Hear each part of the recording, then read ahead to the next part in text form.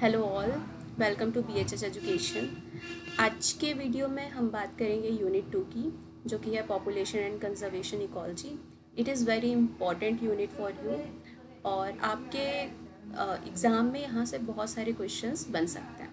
तो चलिए स्टार्ट करते हैं। सबसे पहले हम बात करते हैं पॉपुलेशन की। ठीक है, पॉपुलेशन की। तो पॉपुलेशन होता क्या है?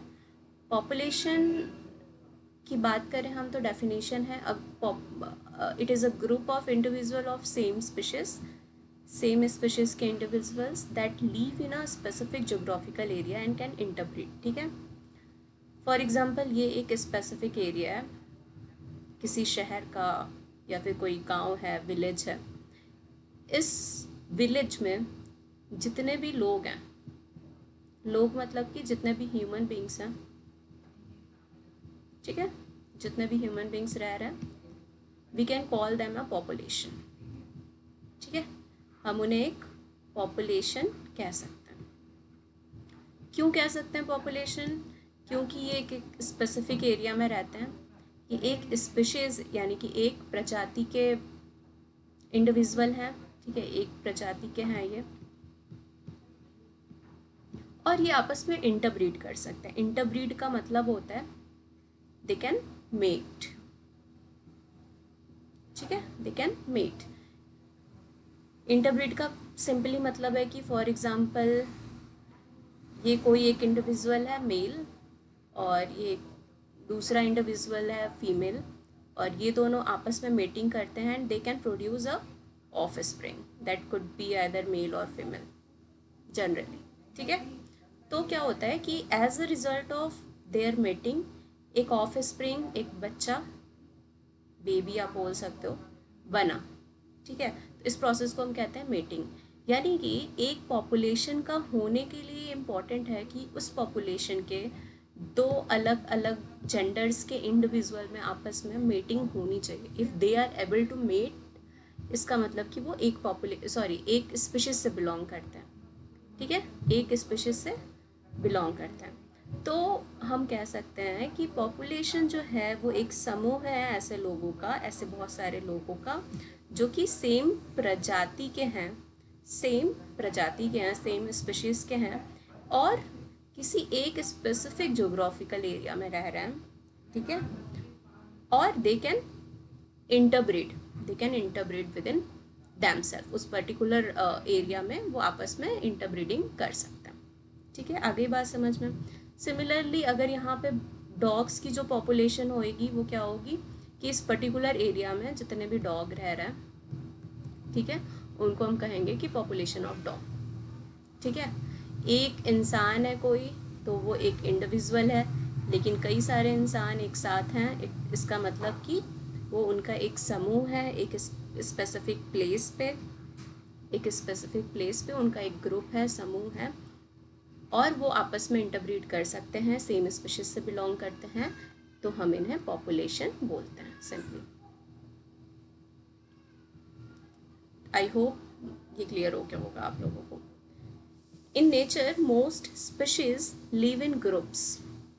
नेचर में क्या होता है, ज़्यादातर जो स्पीशीज़ हैं वो ग्रुप्स में रहती हैं। कोई भी आइसोलेटेड नहीं रहता, कोई भी लिविंग ऑर्गेनिज्म वो आइसोलेटेड नहीं रहता, ज़्यादातर वो ग्रुप में ही रहता है, समूह में रहता है। ठीक है, a population is a group of individual of same species. हमने जान लिया कि सेम स्पीशीज़ क्या होता है। Live in a specific geographical area, एक स्पेसिफिक जोग्राफिकल एरिया में रहते हैं और शेयर या कम्पीट करते हैं for the same resources, for the similar resources. ठीक है, फॉर एग्जांपल जितने भी डॉग होंगे वो उसी एरिया में फीड करेंगे ना। ऐसा तो नहीं है कि उस एरिया से बाहर जाके कहीं खाना वाना खाएंगे, वो उसी एरिया में फीड करेंगे। इसका मतलब इनमें आपस में क्या है, कंपटीशन भी है रिसोर्सेज को लेकर के। ठीक है, इन आपस में रिसोर्सेज भी ये शेयर करते हैं, और अगर इनका पॉपुलेशन ज़्यादा बढ़ गया, मतलब इस एरिया में जितने रिसोर्सेज हैं, जितनी सुख सुविधाएं हैं, खाना पानी रहने की जगह, ठीक है, अगर उसके कंपैरिजन में इनका नंबर बहुत ज़्यादा बढ़ा तो ये इनके बीच में आपस में कंपटीशन भी चालू हो जाए। आ रही है बात समझ में? इसका मतलब होता है कि शेयर और compete for a similar resources. Can interbreed, interbreed का मैंने आपको बता ही दिया कि क्या मतलब है। ठीक है, और वो आपस में इंटरब्रीड कर सकते हैं। और originate from asexual reproduction. Biology में बहुत सारे लोगों ने पढ़ा होगा कि रिप्रोडक्शन की जब हम बात करते हैं तो रिप्रोडक्शन दो तरह के होते हैं। एक होता है हमारा सेक्सुअल रिप्रोडक्शन, दूसरा होता है एसेक्सुअल रिप्रोडक्शन।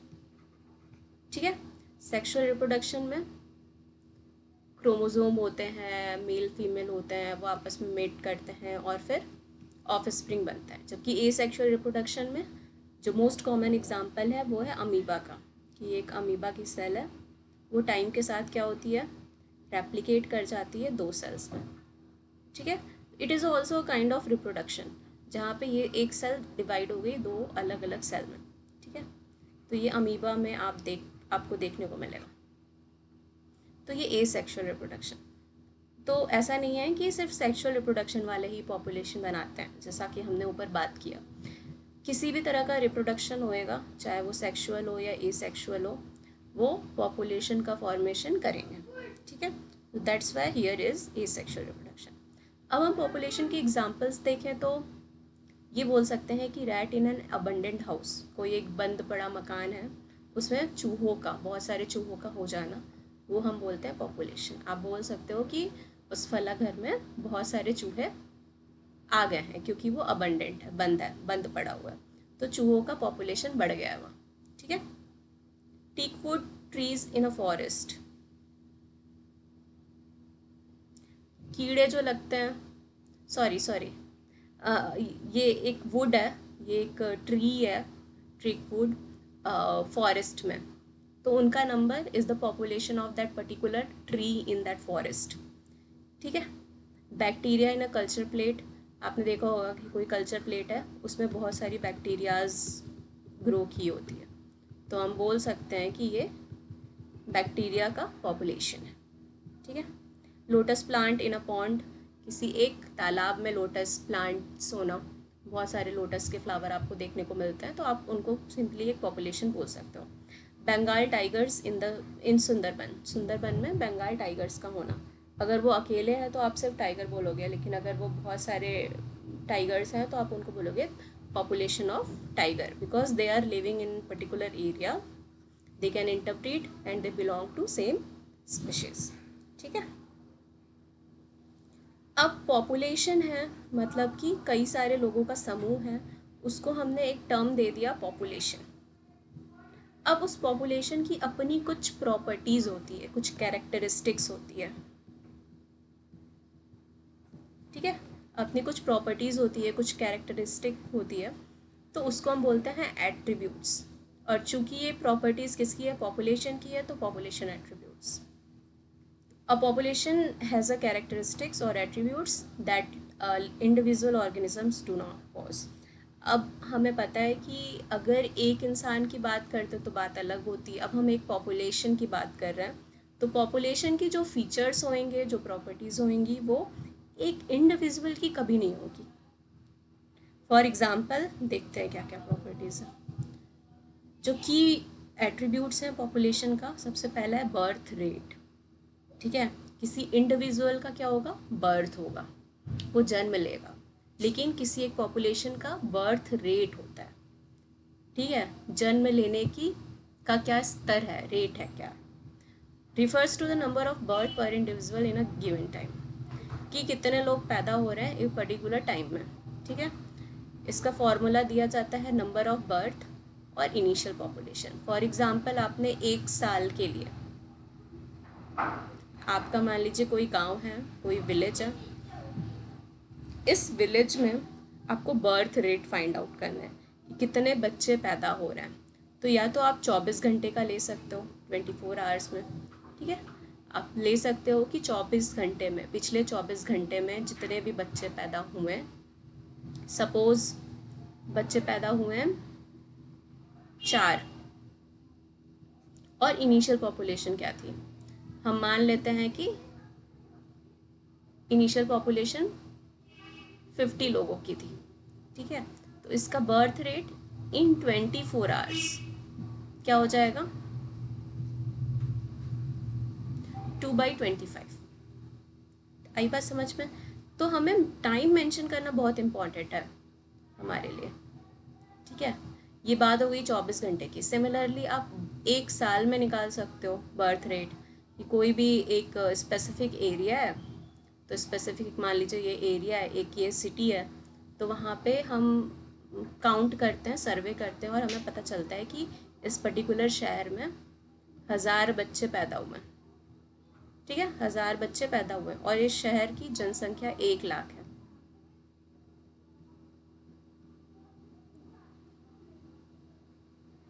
ठीक है, 1 लाख है, तो पॉपुलेशन रेट कितना हुआ, तो 1/100 हुआ, sorry birth rate, not population rate, sorry, ठीक है।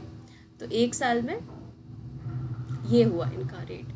तो अब हमें पता है कि अगर हमें बर्थ रेट फाइंड आउट करना है, तो उसके लिए हमें स्पेसिफिक बाउंड्री पता होनी चाहिए कि आप किस एरिया में रह रहे हो या किस एरिया का निकाल रहे हो, ठीक है, और वहाँ पे कितने लोग पहले से रह रहे हैं, इनिशियल पॉपुलेशन क्या है, एंड उस पर्टिकुलर ड्यूरेशन में, जिस ड्यूरेशन की आप बात कर रहे हो, उस पर्टिकुलर ड्यूरेशन में कितने लोगों ने जन्म लिया, कितने बच्चे पैदा हुए, तभी आप बर्थ रेट निकाल सकते हो। तो बर्थ रेट के लिए नंबर ऑफ बर्थ, कितने जन्म हुए, और इनिशियल पॉपुलेशन क्या थी एक स्पेसिफिक टाइम पीरियड में, एक स्पेसिफिक एरिया। आ रही है बात समझ में? ठीक है। एग्जाम्पल के तौर पे 8 new lotus plant from 20, birth rate is 8/20 lotus per year, और ये आप यहाँ पे इसको मेंशन कर सकते हो इन अ पॉन्ड, कोई भी पर्टिकुलर पॉइंट जहाँ का भी होगा उसका बर्थ रेट ये होगा, ठीक है। सिमिलरली आता है डेथ रेट। अब लोग पैदा होंगे तो लोग मरेंगे भी, it is a natural process. Mortality भी एक नेचुरल प्रोसेस है, अगर बर्थ एक नेचुरल प्रोसेस है तो it refers to the number of death per individual in a time period. तो अगर कोई मरता है किसी पॉपुलेशन से, इसका मतलब कि पूरा पॉपुलेशन क्या हो रहा है, कम हो रहा है, ठीक है। मतलब सपोज किसी एक गांव में 60 लोग रह रहे थे, 2 लोग मर गए, मान लीजिए 6 महीने के अंदर 2 लोग मर गए, तो यहाँ पे 58 बचे, तो पॉपुलेशन क्या हो गई, चेंज हो गई इन अ 6 मंथ ऑफ टाइम। तो सिमिलरली क्या होगा, इसको भी आप टाइम ड्यूरेशन, टाइम पीरियड के अकॉर्डिंग देखोगे, और एरिया के अकॉर्डिंग देखोगे कि आप किस एरिया की बात कर रहे हो, आप किसी गांव की बात कर रहे हो, आप किसी शहर की बात कर रहे हो, या आप किसी देश की बात कर रहे हो, ठीक है। अपने एरिया के हिसाब से एक स्पेसिफिक टाइम पीरियड में आप इसको भी चेक करोगे, जिसका फॉर्मूला होता है नंबर ऑफ डेथ और टोटल पॉपुलेशन साइज। पहले की क्या पॉपुलेशन थी, टोटल पॉपुलेशन, और उसमें से कितने डेथ हुए, ठीक है। एग्जाम्पल के तौर पे यहाँ पे दिया है 4 food flies died out of 40, तो डेथ रेट कितना हुआ, 4/40 in a week. Time period mention करना बहुत इंपॉर्टेंट है, ठीक है। बर्थ रेट, डेथ रेट, तो आपको डायरेक्टली क्वेश्चन ऐसे भी पूछ सकता है कि इतने लोग इस पॉपुलेशन में से मर गए हैं इस पर्टिकुलर टाइम ड्यूरेशन में, और इनिशियली पॉपुलेशन ये थी, तो आप बता दीजिए इसका डेथ रेट क्या होगा, ठीक है। इस तरह के क्वेश्चंस आपको पूछ सकते हैं। नेक्स्ट हम बात करते हैं सेक्स रेशियो का। सेक्स रेशियो का बात करें, आप कॉमनली न्यूज़ में सुने होंगे कि हरियाणा काफ़ी फेमस स्टेट रहता है, जो कि लाइमलाइट में हमेशा रहता है सेक्स रेशियो को लेकर के, ठीक है। तो सेक्स रेशियो स्पेशली क्या होता है कि अगर हम किसी भी पॉपुलेशन की बात कर रहे हैं, तो हमें पता है कि वो सेम स्पेशीज़ के लोग हैं, ठीक है। तो इस पॉपुलेशन में जेंडर के बेसिस पे हम सर्वे करते हैं और फाइंड आउट करते हैं कि कितने इसमें से मेल हैं, ये मेल के लिए सिंबल होता है, और कितने इसमें से फीमेल है, तो हम सेक्स रेशियो फाइंड आउट करते हैं। Proportion of males to females in a population is called sex ratio. तो जनरली क्या होता है, proportion of males to females, to जो भी होगा वो ऊपर होगा, तो फीमेल ऊपर ऊपर होएगी और मेल नीचे होएगा, ठीक है। तो male by female, sorry female by male, this is male to females, इसका मतलब ये होता है, इसको इस तरह से लिखते हैं। तो 60% फीमेल एंड 40% मेल्स, ये किसी कोई भी एरिया का पॉपुलेशन रेशियो होगा। आ रही बात समझ में? पॉपुलेशन रेशियो क्या होता है कि जेंडर के बेसिस पे हम सर्वे करते हैं एक पर्टिकुलर एरिया में और देखते हैं कितने मेल हैं कितने फीमेल हैं।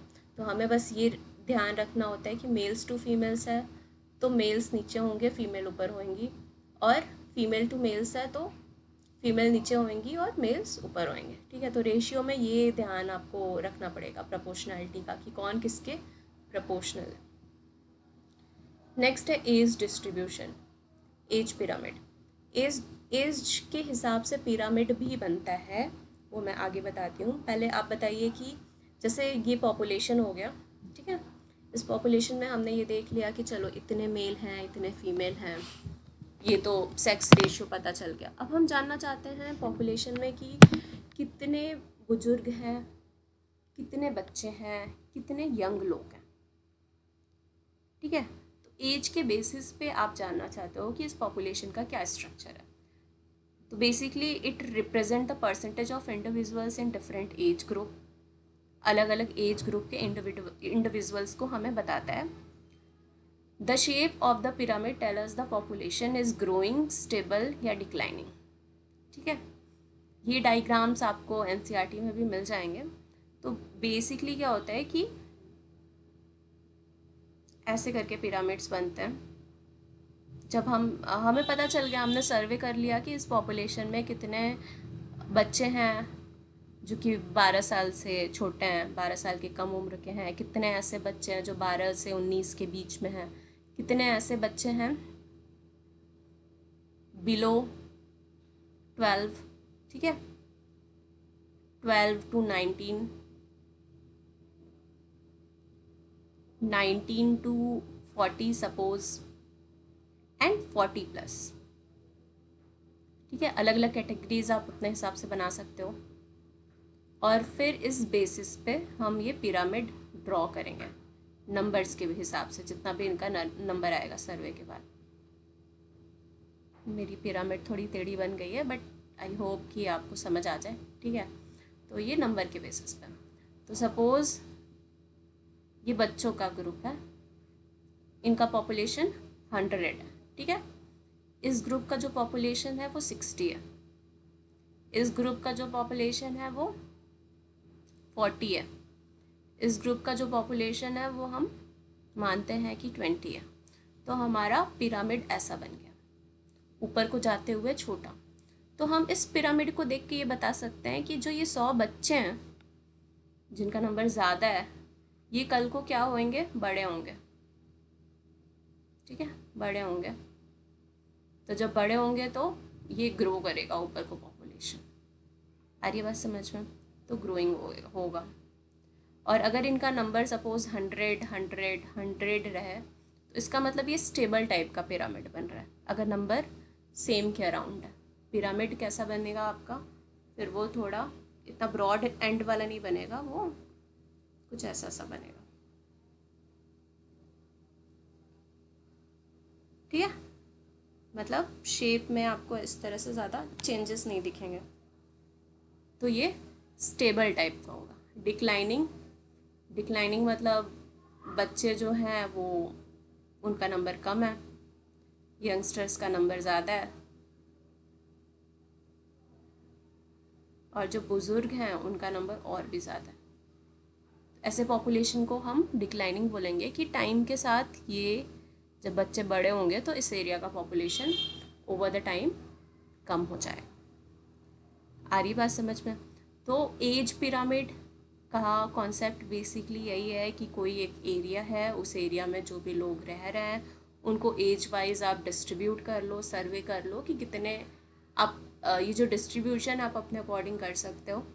ठीक है, कि कितने से कितने लोगों को एक कैटेगरी में रखना है, तो कैटेगरी वाइज आप इनको डिस्ट्रीब्यूट कर लो, अलग अलग कैटेगरी वाइज, और डिस्ट्रीब्यूशन के बाद सर्वे कर लो कि कितना नंबर आ रहा है हर एक कैटेगरी में।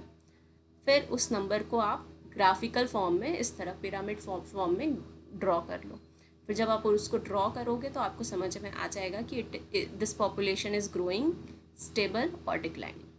ठीक है, तो आपको जो क्वेश्चन पूछता है एग्ज़ाम में वो एक ग्राफ दे देगा ऐसा पिरामिड वाला, और पूछेगा कि बताओ कि ये पॉपुलेशन कैसा है, वो ग्रो कर रहा है, डिक्लाइन कर रहा है या स्टेबल है। इस तरह के क्वेश्चंस आ सकते हैं यहाँ से। ठीक है, हम क्वेश्चंस बाद में डिस्कस करेंगे, पहले आप जान लीजिए कि ये चीज़ें होती क्या हैं।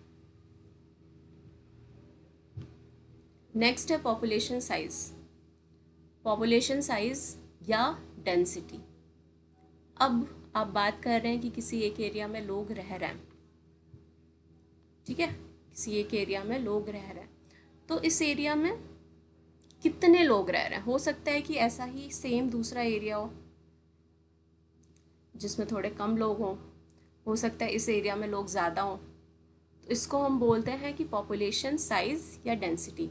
जैसे कि हमें पता है कि मेट्रोपॉलिटन सिटीज़ जो होती हैं, दिल्ली, मुंबई, कोलकाता, ठीक है, ऐसी ऐसी शहरों में पॉपुलेशन बहुत ज़्यादा रहती है, तो पॉपुलेशन साइज़ ज़्यादा है एरिया के कंपैरिजन में, तो हम उसको बोलते हैं डेंसिटी। ठीक है, डेंस्ड पॉपुलेशन एरिया। चलिए देखते हैं इसको। The total number of individuals और biomass in a given area.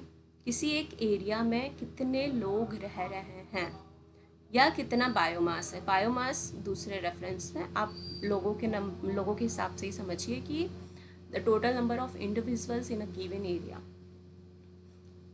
जितने भी नंबर ऑफ इंडिविजुअल्स हैं इन अ गिवन एरिया। एरिया यहाँ पे मस्ट है, आपके पास कोई पर्टिकुलर एरिया तो होना ही चाहिए जिसको आप स्टडी कर रहे हो। It shows the population status in the habitat. वो हमें बताता है कि क्या पॉपुलेशन है उस पर्टिकुलर हैबिटेट में, जो लोग रह रहे हैं उनका स्टेटस कैसा है। Absolute, exact number if countable. अगर हम पॉपुलेशन को काउंट कर सकते हैं, काउंटेबल है, तो हम उसे एब्सोल्यूट बोलेंगे। रिलेटिव, रिलेटिव मतलब एक दूसरे के रिस्पेक्ट में हम उसको देखेंगे। जैसा कि मैंने ऊपर आपको बताया कि अगर दो सिटीज़ हैं, एक सिटीज़ में ज़्यादा इंडस्ट्रीज़ वगैरह हैं जिसकी वजह से लोग ज़्यादा यहाँ रह रहे हैं, दूसरा कोई सिटी है जो कि छोटा सिटी है, वहाँ पे इंडस्ट्रियलाइजेशन का कोई प्रोसेस नहीं है, लोग नॉर्मल रह रहे हैं, but area is the same. तो आप एक रिलेटिव अप्रोच लगा सकते हो कि इस एरिया में, सपोज ये दिल्ली है,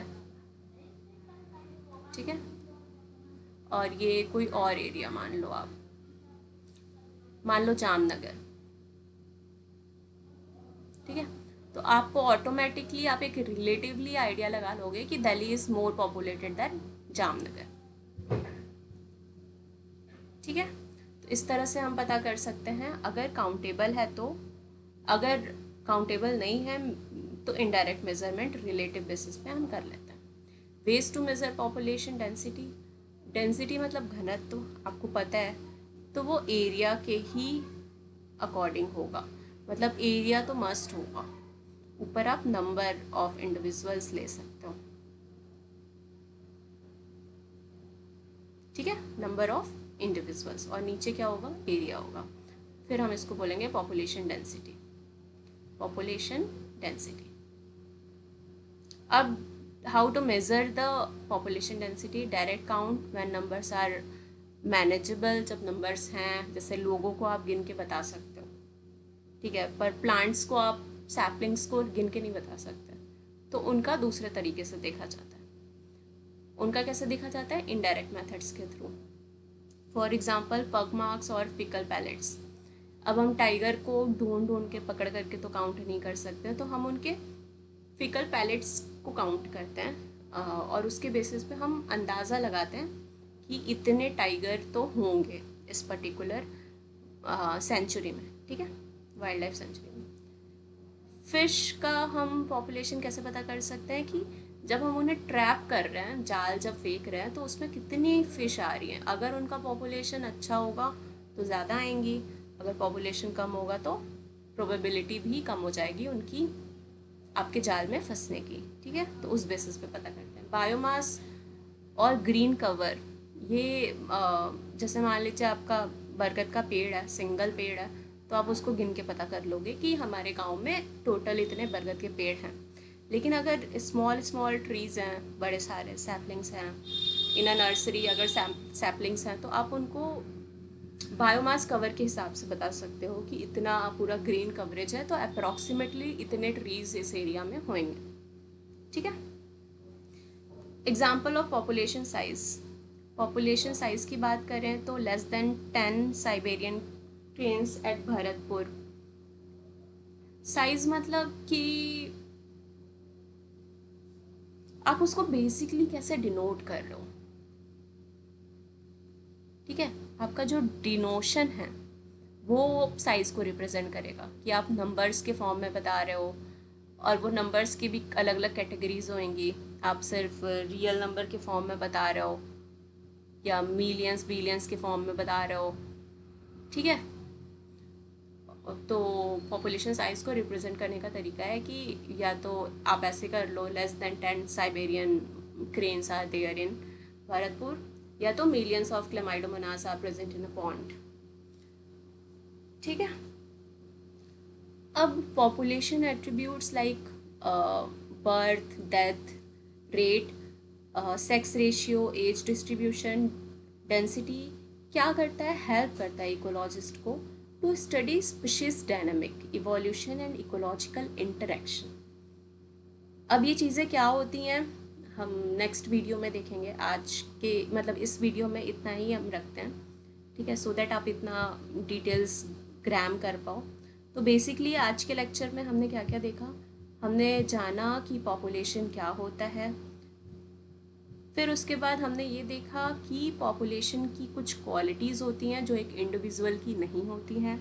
कोई एक पॉपुलेशन एक इंडिविजुअल से कितना अलग होता है, डिफरेंट होता है, because it is having a certain type of characteristics, attributes. ठीक है, वो मेन एट्रीब्यूट्स क्या हैं, की पॉपुलेशन एट्रीब्यूट्स। नंबर 1 है बर्थ रेट, नंबर 2 है death rate, that is birth rate is number of birth upon initial population, death rate is number of death upon total population size. Sex ratio, sex ratio मतलब उस particular area में कितने mail हैं कितने female हैं, gender के basis पे आप रेशियो निकालोगे, वो सेक्स रेशियो हुआ। Then age distribution, particular area में, area is very important here, ये तो आपको याद रखना है, एरिया इज़ वेरी इंपॉर्टेंट। ठीक है, और टाइम पीरियड भी कि कितने ग्रुप के मतलब आप उनको डिवाइड करोगे, अलग अलग डिस्ट्रीब्यूशन दोगे एज वाइज, और फिर देखोगे कि किस एज में कितने लोग आ रहे हैं। ठीक है, फिर आपके पास उनका एक डेटा होगा, उस डेटा के बेसिस पे आप एज पिरामिड बना सकते हो और उस पिरामिड को अलग अलग कैटेगरीज में डिवाइड कर सकते हो। ये 3 कैटेगरीज हैं यहाँ के लिए। अगला पॉपुलेशन एट्रीब्यूट है पॉपुलेशन साइज या डेंसिटी का। ठीक है, हमने देखा कि किस तरह से डेंसिटी को मेज़र कर सकते हैं। नेक्स्ट वीडियो में हम बात करेंगे पॉपुलेशन ग्रोथ। आज की वीडियो में इतना ही। आपको पसंद आया तो आप प्लीज़ लाइक करिएगा, शेयर करिएगा अपने दोस्तों के साथ। आपको जिसको भी लगता है कि ये उनके लिए यूज़फुल इम्पॉर्टेंट कंटेंट हो सकता है, उनके एग्ज़ाम पॉइंट ऑफ व्यू से ज़रूर शेयर करिएगा। और हमें भी बताइएगा कि आपको एग्जैक्टली और भी कैसे मतलब एग्ज़ाम वाइज अगर कोई और किसी के एग्ज़ाम है तो आप भी कमेंट कर सकते हो, बता सकते हो कि आपका कौन सा एग्ज़ाम है और उसमें किस तरह से क्वेश्चंस पूछे जाते हैं एनवायरमेंटल साइंस के। ठीक है, थैंक यू फॉर लिसनिंग।